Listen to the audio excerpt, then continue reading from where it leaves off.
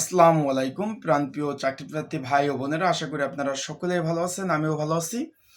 সবাইকে ঈদের শুভেচ্ছা জানিয়ে আজকের ঈদের দিন সেই উপলক্ষে যেহেতু আমি বাড়ি চলে আসছি, আজকের ভিডিওটা হবে যে অনেকে জিজ্ঞেস করছেন যে ভাই সরকারি চাকরির একাধিক পদে আবেদন করলে কোনো ধরনের প্রবলেম সম্মুখীন হব কিনা বা আবেদনে কোনো সমস্যা হবে কিনা। আমি চাচ্ছি প্রতি মাসে যে কটা নিয়োগ হয়, ধরেন 3-4টা নিয়োগ হয় বিভিন্ন দপ্তরে, বিভিন্ন অধিদপ্তরে, মন্ত্রণালয়ে, আমি সবগুলা পদে আবেদন করতে চাচ্ছি।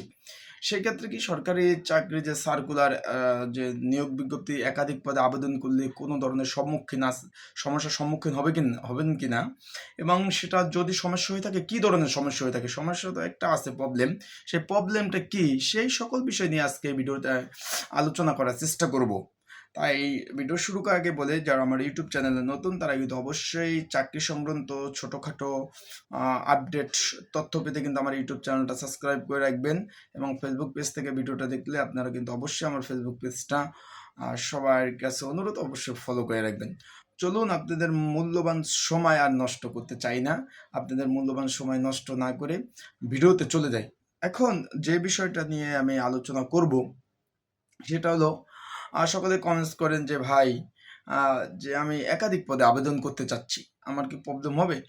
যেমন গত মাসে নিয়োগ ছিল আপনার কুর্মিটোলা হসপিটাল, আমদানি রপ্তানি ব্যুরো, তারপর ছিল আপনার বন্দর কর্তৃপক্ষ, তারপর ছিল আপনার বিভিন্ন অধিদপ্তর, পাটকল, বিভিন্ন মানে 10টা মন্ত্রণালয় অধিদপ্তরে কিন্তু পরীক্ষা ছিল গত মাসে।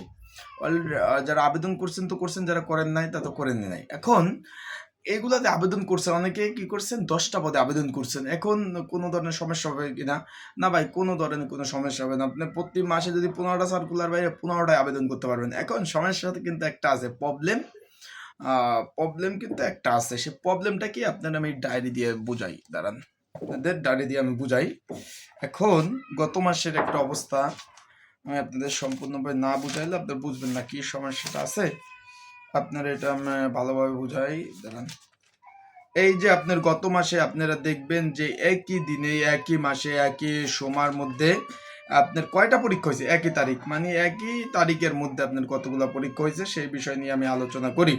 এখানে দেখেন হবিগঞ্জ সিভিল সার্জন কার্যালয়, তারপর হয়েছে আপনার বাংলাদেশ স্থলবন্দর কর্তৃপক্ষ, বাংলাদেশ বেসামরিক বিমান চলাচল কর্তৃপক্ষ, যুব এবং ক্রীড়া বিষয়ক মন্ত্রণালয়, কাস্টম কমিশনার ঢাকা উত্তর, তারপর হচ্ছে আপনার বাংলা বাস্তবায়ন এবং পরিকল্পনা মূল্যায়ন বিভাগ, তারপরে হলো পরিকল্পনা মন্ত্রণালয়, তারপর প্রত্নতত্ত্ব বিভাগ।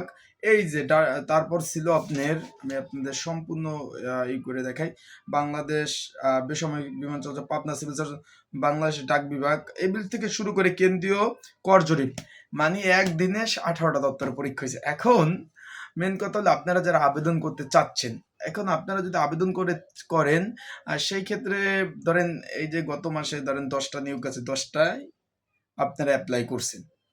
আমার কথা, এখন এই 10টা পদের পরীক্ষা কিন্তু একই দিন হতে পারে, কারণ এই ধরনের হচ্ছে।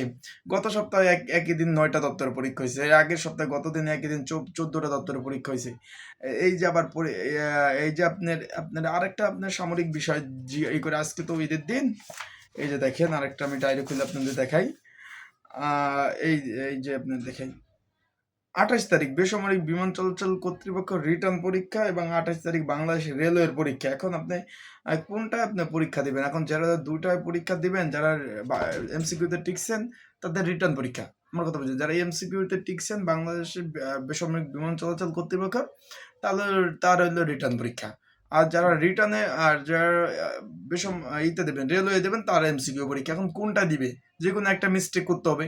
তার কারণে একই দিন বা একই সময় একাধিক আবেদন পড়ে থাকে, আর তাই আবেদন একটু বুঝে শুনে করা উচিত।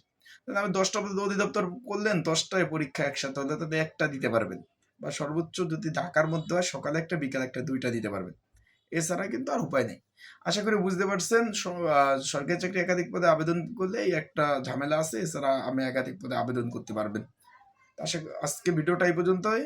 আর আপনারা যে অবশ্যই আমার যে স্ক্রিনের উপর যে হোয়াটসঅ্যাপ নাম্বারটা দেখতেছেন, ঘরে বসে চাকরির আবেদন এবং চাকরি বিষয়ে সাজেশন পেতে আপনারা যোগাযোগ করতে পারেন। আজকের ভিডিওটা এই পর্যন্ত। আসসালামু আলাইকুম।